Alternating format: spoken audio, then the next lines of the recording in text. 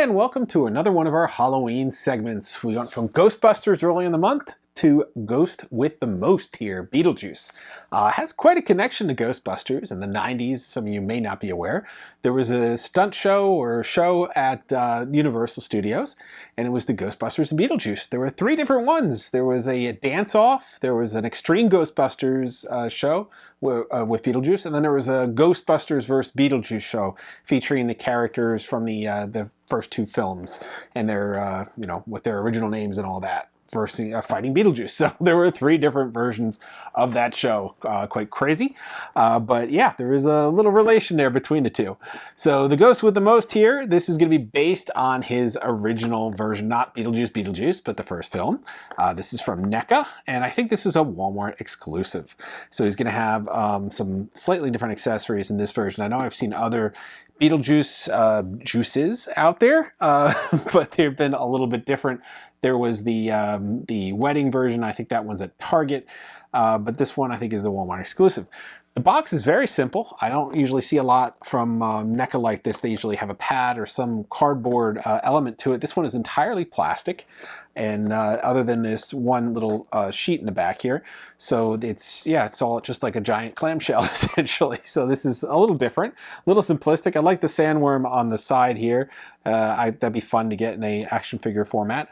But I think this is also timed because we also see today NECA's release of the Hellfire Club or whatever it's called that we showed you at SDCC. That was added to the case afterward, but we went back there and we covered it with a little short, so you can check out our short on that as well. So you can put your Beetlejuice figures in that display case.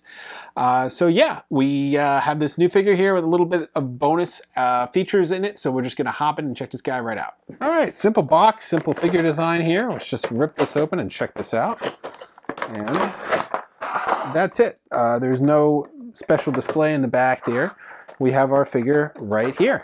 He comes with a snake, something he handed to Adam when they were in the graveyard scene when they first met Beetlejuice.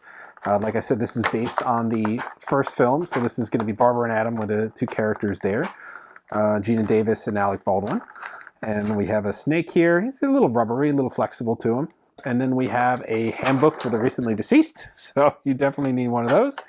And then we have our title figure here, and he is secured in one of those little plastic things. Let me grab a little sprue cutter really quick, and we get him out of there. Yep, that's it, just one.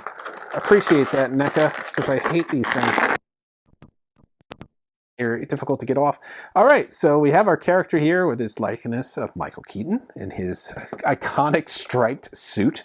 Has his little gut here, his tie, which is not, you can see, attached. It's kind of free-floating. His hair looks a little translucent. Maybe that's just the angle I'm looking at it. I don't know. Let's see. Yeah, it is a little translucent, actually. It's hard to see in there, but a little light shining through it. He's got that great grotesque face on there. No articulation in the legs. No articulation whatsoever there. His hip turns a little bit, and his arms move up and down. His elbows do not bend. His wrists go in and out, and the hands turn, but that's the extent of articulation. And his head is on a ball joint. But very, very limited articulation for this figure, which is a little surprising given how much attention to detail and functionality NECA usually puts in its figures. But this one, I think, was a little bit on the cheaper end. It's kind of a pared down accessories. I think it was only like 20 bucks or something like that, as opposed to the usual $35. And it came with this handbook for the recently deceased included as well. So a little bit of a, I guess, deluxe aspect to the character. We'll check this out here. And it's got the cover on it. Obviously, it's not the thick, binded book that we see in the film. That looks more reminiscent of this. But it is a little, looks like it's just a sketch pad. He summoned the sandworm, knock 3 times, draw a rectangle. So this, I recall, this was from Beetlejuice. I don't think this was in the original book or not. Oh, we just saw them summoning the door. So yeah, that's basically it. It's a sketch pad, but you just have this cover on here. So it's a nice little sketchbook if you wanted one, themed to the handbook for the recently deceased. So not bad to include it with this, but this is kind of a, I think, more of a budget point figure.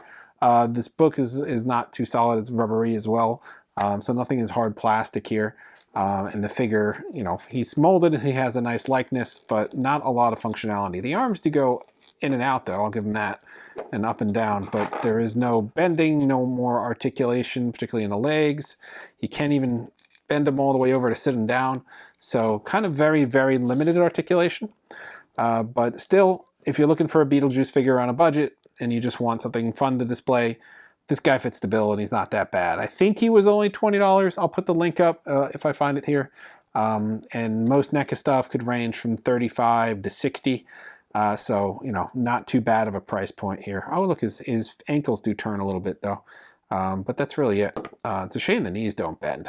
And you can't even sit him down. I mean, that's about as much of a squat you can get in there.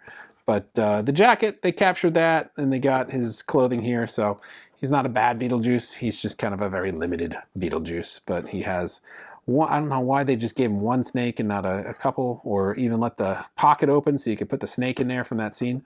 But that's basically it. He can't hold the book, so he can't even hold his accessories.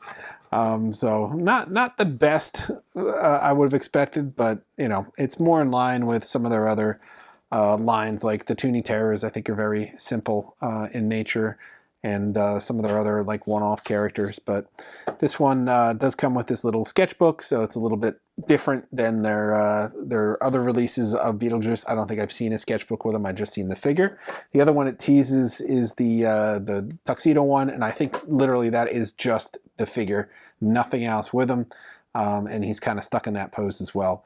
So these are some of your entries into the Beetlejuice line right now. It's unclear what else that we're going to see in the future, but if you look back at our video, we did cover some more on display at Comic-Con, so you can go check out that short and check out our whole walkthrough of their booth for more Beetlejuice news. Not every review we do is long. Sometimes it's just a quick hot take, and that's all this one was. It's a very simple figure. There's no frills in it. It's the Southwest of action figures here.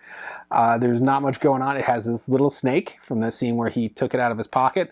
It has a handbook for the recently deceased, and it has the figure with very limited articulation. And then you also get this bonus handbook for the recently deceased sketchbook that is completely empty, save for the instructions on summoning a sandworm. So you could just kind of draw in there.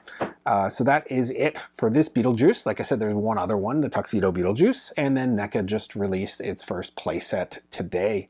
So you can order that as well.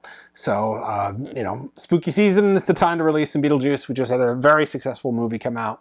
So we'll see if they'll be releasing more based on the previous film, based on the current film. There's a lot of fun things you could do, particularly with the different ghosts and the dead from all their little haphazard ways of dying. They made some very interesting characters, which makes some very interesting figures. So let's see what NECA does with the line. Very interesting time for this to come back in style. They're doing a lot of Tim Burton lately. They also relaunched the Nightmare Before Christmas line. NECA had that a long time ago, at least a decade, I think, and now that's coming back. So it's a very interesting time to be going after some Tim Burton franchises, more horror franchises. They're getting into Krampus. And of course, they put out more figures from Alien Romulus recently. So a ton of stuff coming out from NECA in the horror line. So always check back to see for more news on NECA.